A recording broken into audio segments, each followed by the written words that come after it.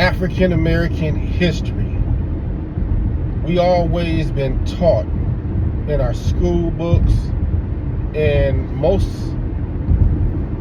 kind of been taken down from voice, told to each other exactly how everything started.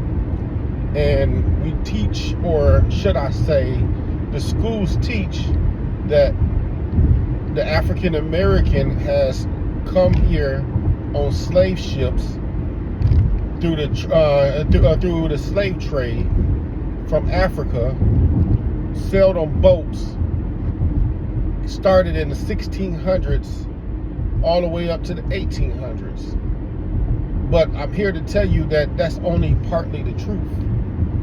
See, what they don't tell you is the reason why they did not want you to learn how to read and write.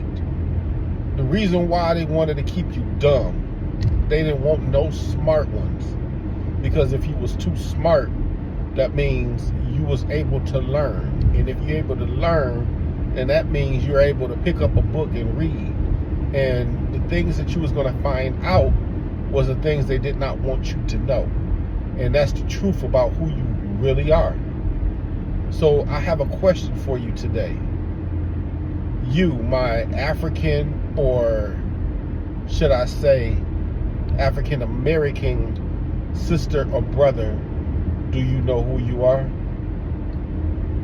There is a lot of discussion going around about the subject that I am now referring to.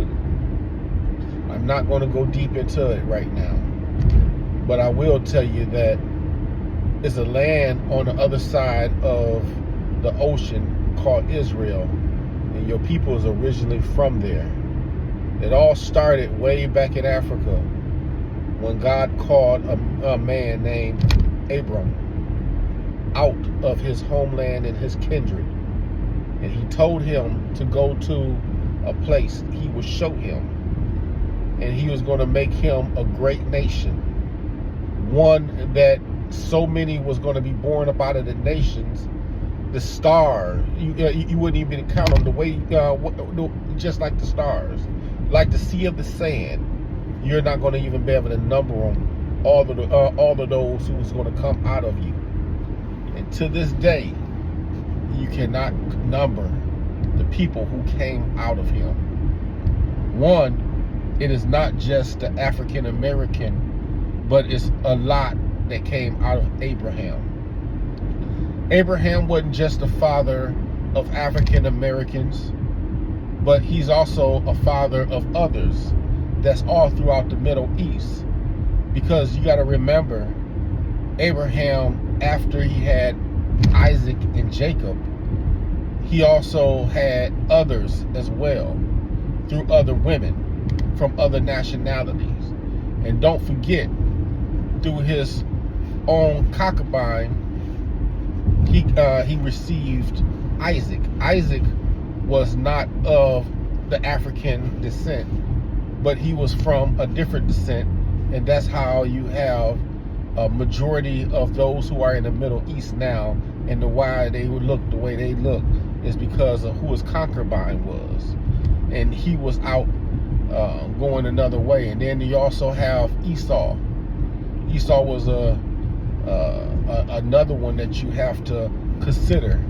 He was more African than Isaac was. However, he was another one of a different descent as well, because of the features that he had amongst his skin and his hair and so much, and the way he was, it came down the line. There was a reason why God chose Jacob. And then it came down the line all the way through to the time of Joseph. Joseph went inside of slavery inside of Egypt. Egypt was a foretelling of what was going to happen in the future for the people. God came and told his people that your people will be going into slavery if they do not heed my word and my commandment. And they will serve this nation for over 400 years. As Abraham's family grew and they was led out of Egypt by Moses, Moses gave them the law. Moses showed them the 10 Commandments through the finger of God. And they became a people. And that people is who you are today. But it's not just cut and dry. Because even though that they was in slavery for over 400 years under Pharaoh, it's also a reflection.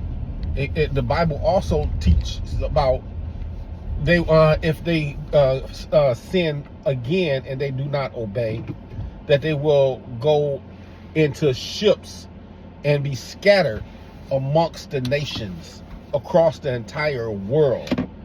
And you will not be able to gather them together again as a nation of Israel. They will be scattered and not ever be able to have their land again. What do you have today? You have the people were scattered, as everybody knows. If you read the books, Israel was broken up. You have the Romans that came in and put them into slavery in such a way where they was in their land, but they yet was under their thumb. They was chased out by all of the tyranny that they put upon them. War broke out. They came up against them after Christ died and rose again. About 100 years later on, there was an uprising because they was tired. They found out that Yeshua was not going to take it over the way they thought they was going to take it over, so they decided they wanted to do it themselves. Therefore, things got out of hand and they was dispersed out of their land. Many went to this country, many went to another country, and then majority of them was all the way down in Africa. There is a tribe that is found in Ethiopia right now, who yet still holds the Ark of the Covenant. It's been already stated. It's not been shown to anybody, but it's been told that they still have it there. And the true people are with it. You have those who was not disobedient, and they was protected by Yeshua the Christ to protect the covenant of the Most High God. Some was dispersed all the way down to the southern tips of Africa. God already told them that they was going to go back into slavery. God told them that you was not going to get away with it for the disobedient that the children of Israel was in, the true Hebrews.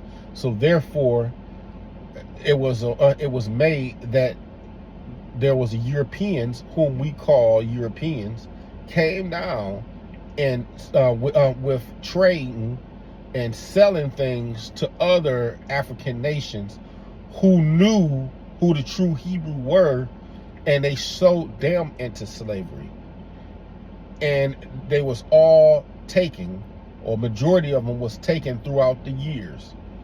And they was shipped over here to this land we call America. After all of that was said and done, they knew that they had to cover up what they did.